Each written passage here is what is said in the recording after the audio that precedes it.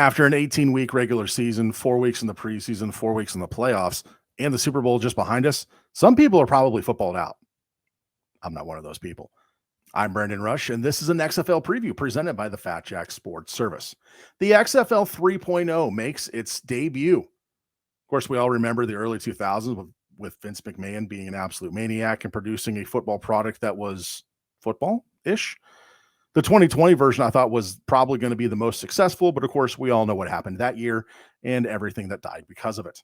But now that things have changed a little bit, new ownership, new outlook on the league, now we've got an opportunity to see what the XFL can truly be, given a bunch of deep pockets, some quality investors, some quality coaches, and I think some damn good football players. So we'll see what comes of it as the season progresses. So what is the XFL? It's an 8-team league that's going to play 10 games this spring, 2 playoff games before culminating in the XFL championship in mid-May. With the Arlington Renegades, the DC Defenders, Houston Roughnecks, Orlando Guardians, San Antonio Brahmas, Seattle Sea Dragons, St. Louis Battlehawks, and Vegas Vipers, the XFL comes back for a 10-week season. These teams will play a home-and-home series with teams in their division, and then we'll play one team outside the division one time. The winners of the South Division, which is all 3 Texas teams plus Orlando, will face off against the North Division of DC, Seattle, St. Louis, and Vegas.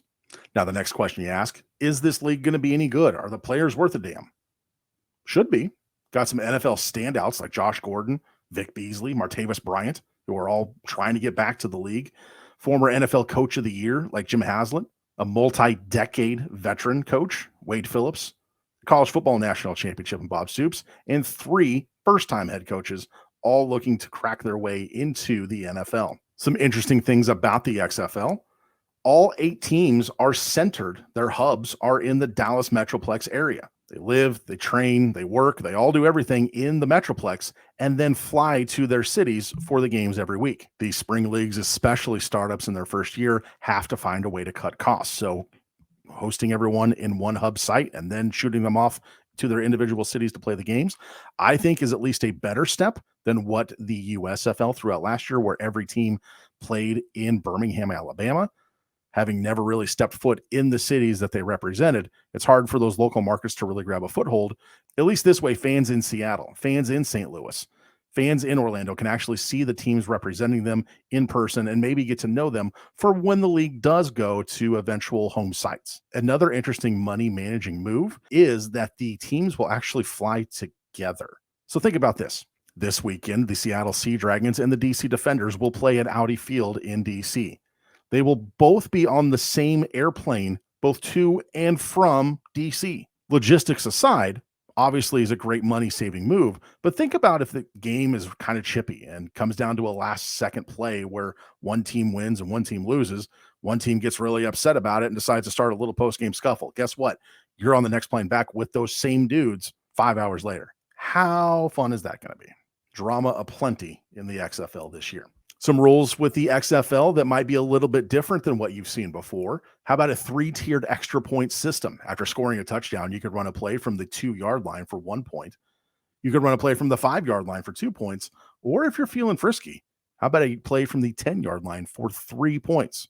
There's no kicking of extra points. It's all on the ground or through the air, moving the ball across the goal line. Also, another fun rule for the XFL this year is in the fourth quarter of games after a score, instead of going with the traditional onside kick, how about a 4th and 15 play from your own 25? You convert the first down, you keep the ball, boom, go forward.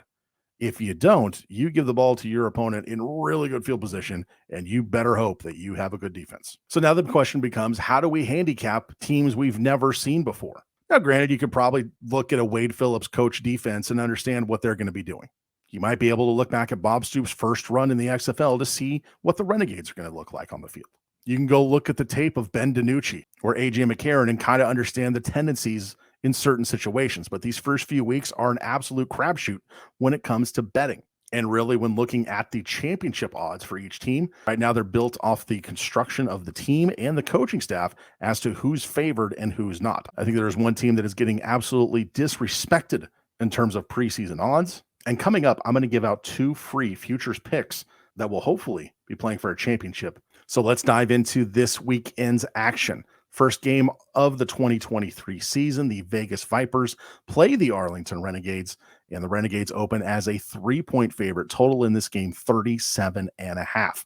Vegas is coached by first-year head coach Rod Woodson and has one of the more intriguing quarterback battles coming into the opener. Brent Hundley, the former UCLA quarterback, isn't quite ready with the system. But the good news is that Vegas has an absolute journeyman when it comes to spring football, Luis Perez, who I think has played for every league, every spring league in the last 6 years. It feels like the guy is a stud, and he has a former NFL target in Martavis Bryant to maybe help establish himself as the QB1, dare I say, early in the year. Vegas also probably has the best offensive line in the league, but will be going up against a team that, in my estimation, is maybe the best defense in the XFL. Linebacker Willie Taylor may actually end up being drafted into the NFL come April, and he's a guy that you should definitely be watching because NFL scouts are as well.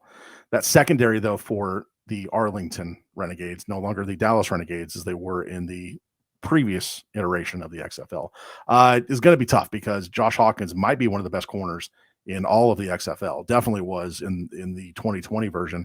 And Devontae Bosby is a dude who I think could be in the running for Defensive Player of the Year. Just has a skill set that I think is phenomenal and is going to be a force to be reckoned with as the season progresses. XFL veteran quarterback Kyle Sloter will be the starter for the Renegades, and the first-round pick of tight end Sal Cannella will be an absolute target for Sloter in the early goings this season. And if you're looking for a reason to be a fan of any XFL team, I give you Arlington punter Marquette King. If you don't know who this guy is, first of all, shame on you. Secondly, Google him. Seriously. One of the most fun punters, maybe the best athlete I've seen on the special teams that isn't a return guy. Yeah, kind of a big deal. Kid's good. As for the game, I'm going to go ahead and take the Renegades in the home opener. I just feel Vegas doesn't quite have all their things together yet. And quietly, Vegas was the last team to secure a home field to be playing games in this year. So I feel as if there might be a little bit of disconnect for them as a market. They played in Florida in the last edition of the XFL. So a new market, and with the Raiders playing there, obviously that's going to get a lot of the attention, but we'll see how it shakes out. As for on the field, though, Renegades -3. I'll go ahead and take the over 37.5. That game is Saturday at 3:00 on ABC. Saturday night on ESPN and FX, Orlando heads to Houston as the Guardians take on the Roughnecks. Houston is going to run a high-tempo offense, and Brandon Silver's probably going to be the starter for Houston in this game. Would not be surprised to see tight end Garrett Owens have a big game for Houston as well.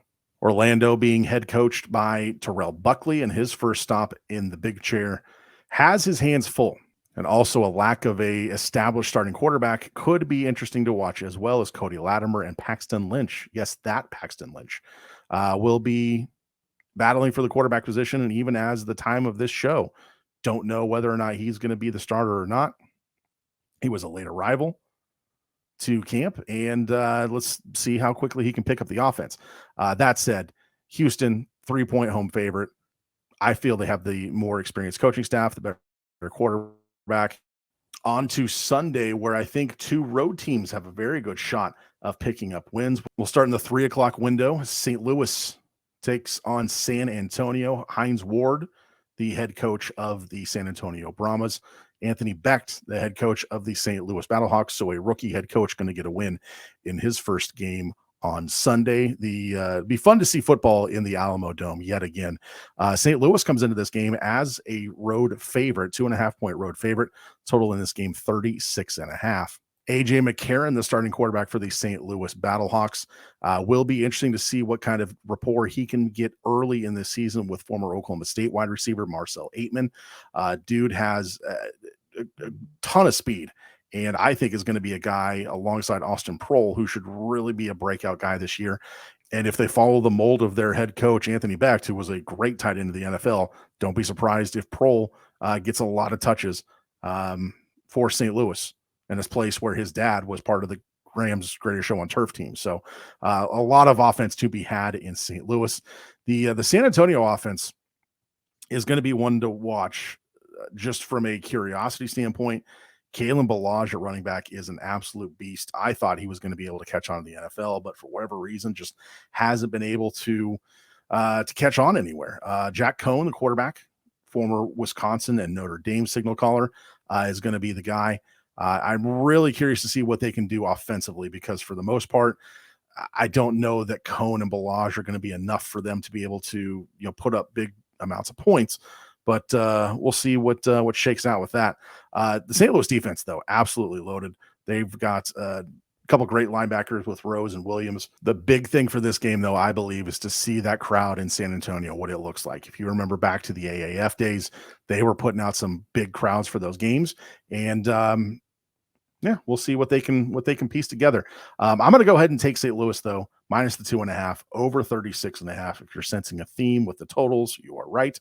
I think the bookmakers are just grasping at straws, as I'm sure a lot of us are at this point, as to what these games and individual matchups are going to look like. But I did pretty good a couple years ago in the spring leagues, so we'll see if we can parlay that success into something here in 2023. So St. Louis picking up the road win on Sunday. And then Sunday night, week 1 will wrap up on ESPN as the Seattle Sea Dragons take on the DC Defenders. For my money, probably the 2 best overall teams in the XFL. When you go roster, coaching, everything, these are 2 teams that could definitely be playing in the championship game. You got Ben DiNucci, Steven Montez at quarterback. Both those guys, I think, are very capable of this level. And when you have a guy like Josh Gordon to throw the ball to, it makes it that much easier. Of course, Josh Gordon had a 1,600-yard season 10 years ago now in the NFL, but I still think he has a lot of the tank and still has a lot to prove.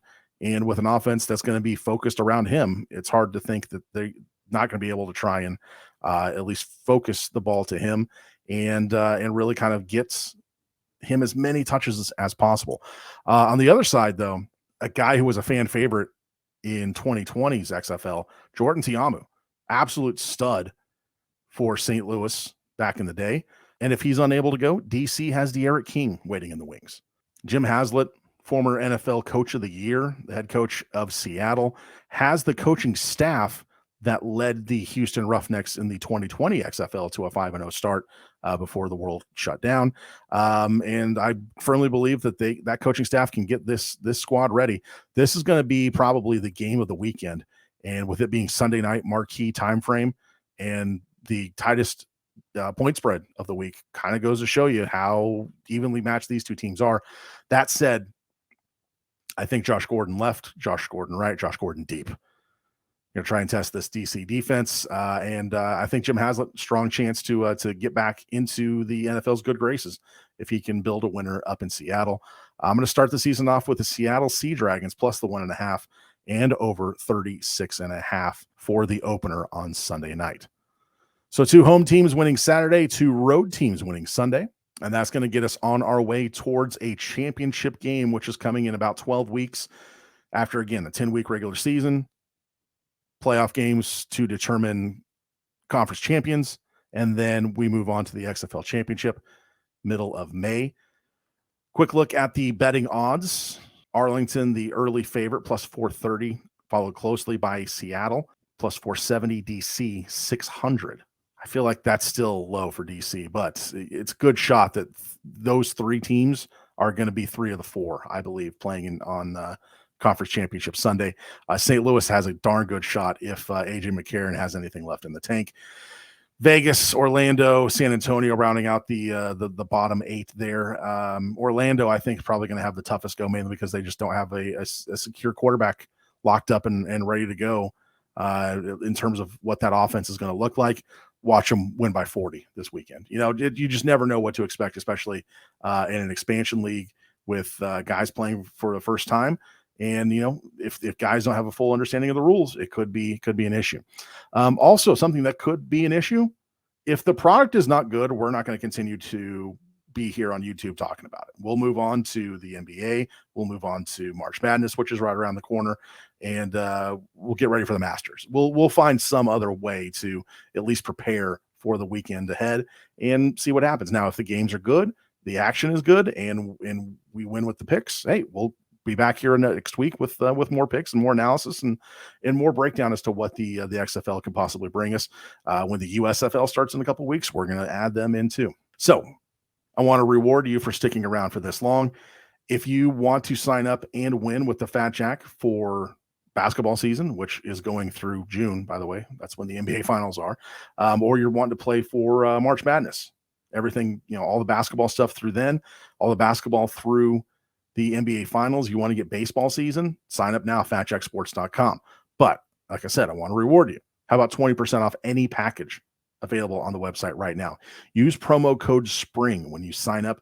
You can take 20% off any package at fatjacksports.com, including the season-long package that runs through the 2024 Super Bowl. So how about an early win, putting money in your pocket, saving 20% off the package price just for watching this dumb video on YouTube? Seems like a pretty cool deal.